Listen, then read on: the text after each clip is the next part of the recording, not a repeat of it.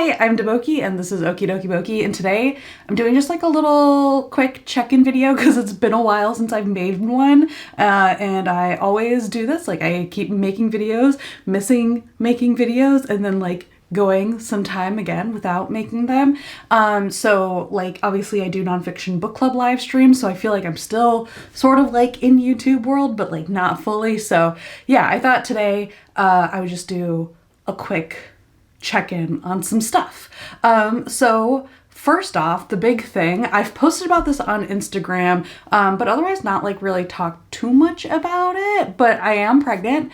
I'm due in summer, which is really close, very close. I keep realizing how close it is and then freaking out because we don't feel ready at all. And I'm like also a little bit paranoid. My dad was premature, I'm premature, and I like never really fully processed like how early is with pregnancy until like now, like having gotten to this point, being like, no, like you gotta stay, like you're not ready yet, you gotta keep cooking.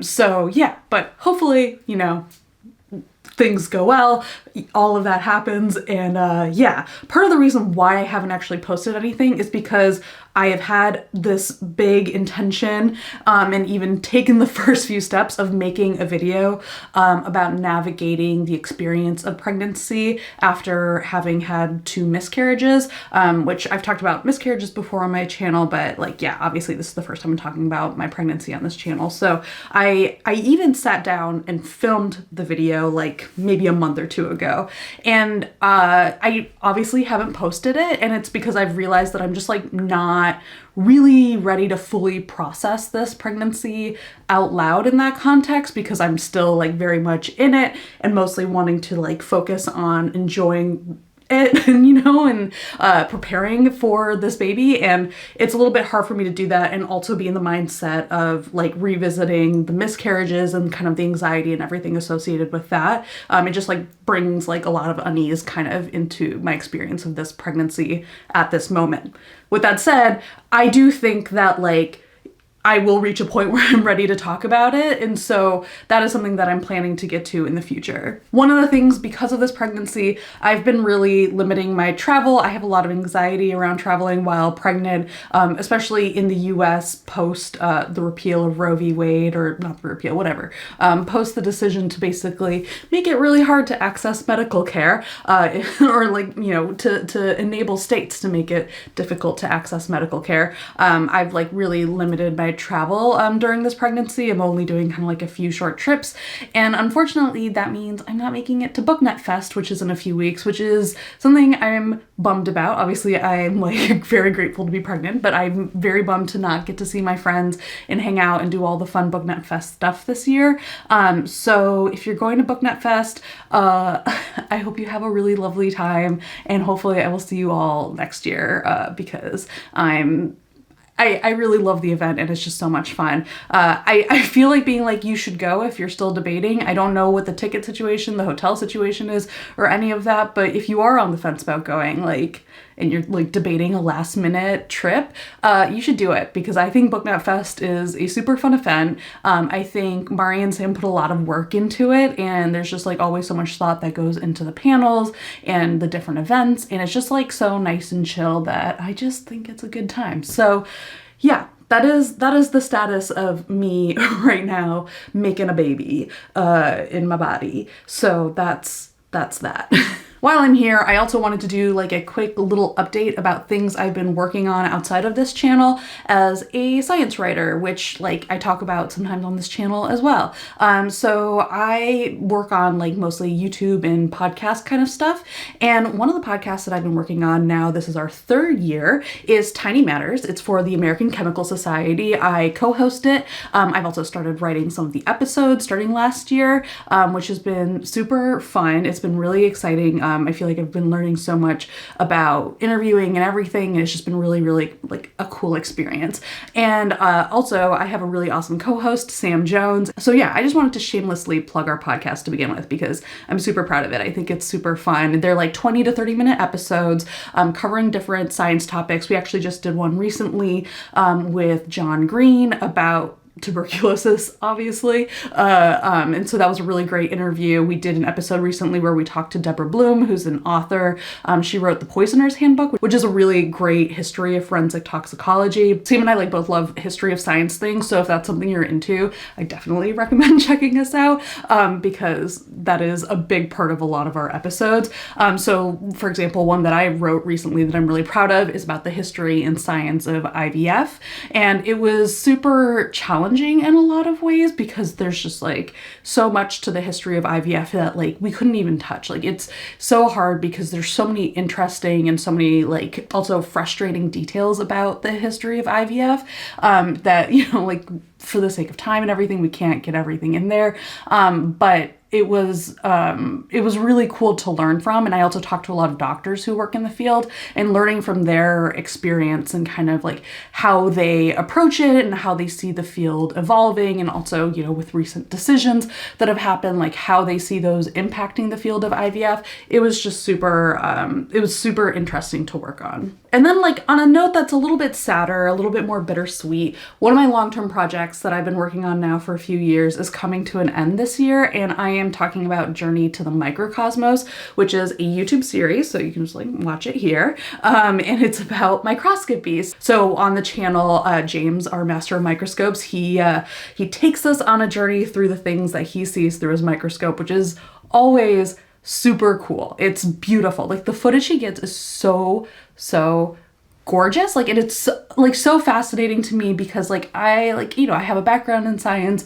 I spent my grad school years working with like immune cells. I looked in the microscope. It was fine. It was great. Like there were interesting things.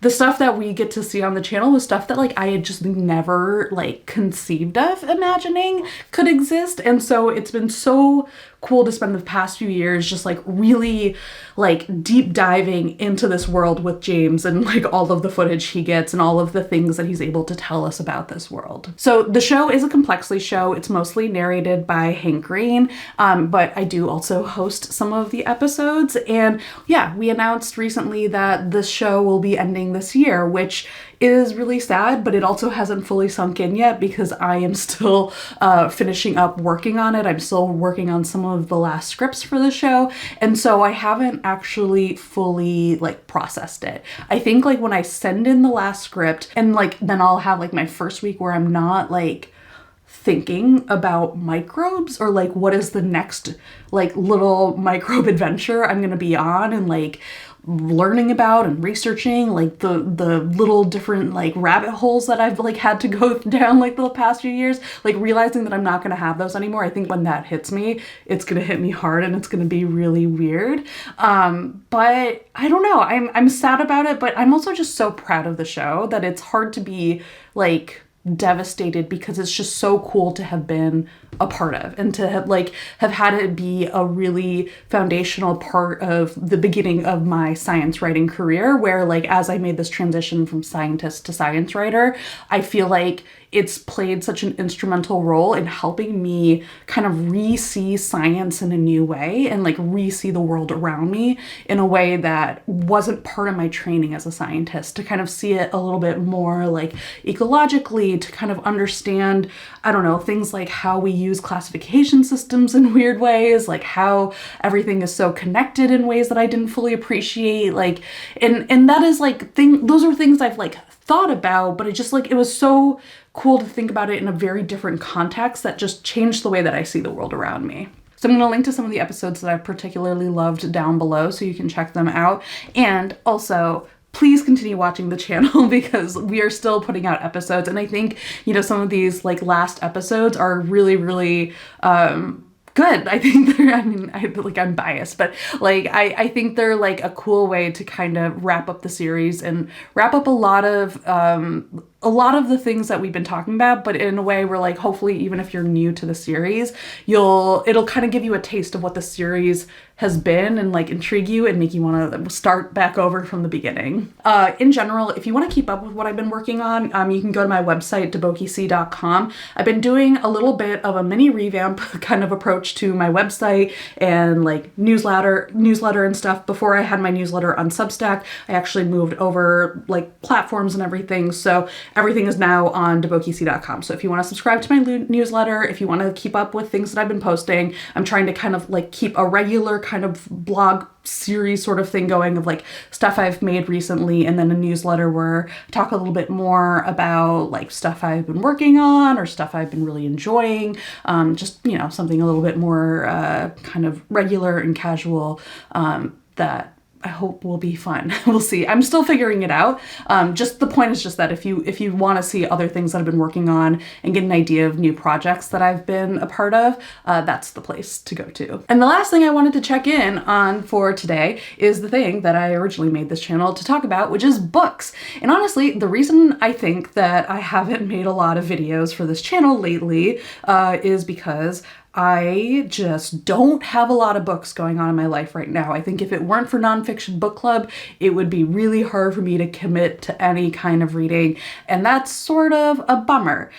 I blame pregnancy because I think about books the same way that I just generally think about food right now, which is that these are things that I usually love. I indulge in them. I enjoy them. It's very easy for me to just like be like, yep, I know what I want, and that is the thing that I'm going to do. Obviously, with books, it's a little bit harder. Sometimes I go through reading ruts or whatever, but like it's usually like eventually I find my way back to books. I know what I want to read. I kind of know how to get myself out of a rut a lot of the time.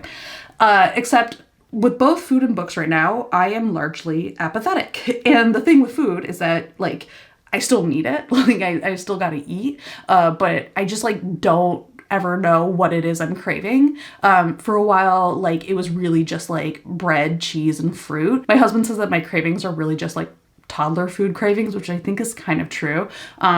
Yeah, it's just like whatever it is, whatever part of my brain usually is like very excited about eating is now just kind of like, well, like you gotta do it, but like, I don't know how you're gonna do it. I've made do because I gotta eat for two here, but it's frustrating. With books, obviously there's not necessarily the same imperative to read. So it's been a little bit tougher to figure out exactly what it is I want. I was on a bit of a Sherry Thomas kick because there was a point where I was like kind of getting into historical romances and I was enjoying her approach to like angsty, like people really fucking up and then having to kind of get past their past sins with each other kind of thing. And then I was also thinking like, I'm really in the mood for like mystery. So then I was like, perfect. She has this Lady Sherlock series. I read the first one, really enjoyed it. And then I started reading the second one, A Conspiracy in Belgravia. And I have been stuck in the middle of it for like more than a month now. Like I started it, I was really enjoying it, but then there was just like too much going on and it was just a little bit too overwhelming. And then like I put it down for a month, tried to pick it back up and realized that I had completely forgotten like half of the stories, and so I just couldn't keep up anymore. So unfortunately, I think I'm gonna just have to DNF that for now and maybe get back to it again in the future. I did read KJ Charles's new book, Death in the Spires, as soon as it came out because she is my auto-buy author, and I was just so grateful that she had something new coming out because like that is something that like in my brain is instinctive. It's like, oh, KJ Charles has a new book, you're excited for that. Like, even if you're not excited for reading, you're excited for that. And so that was really, really nice. It was like exciting to be excited for some book in general right now.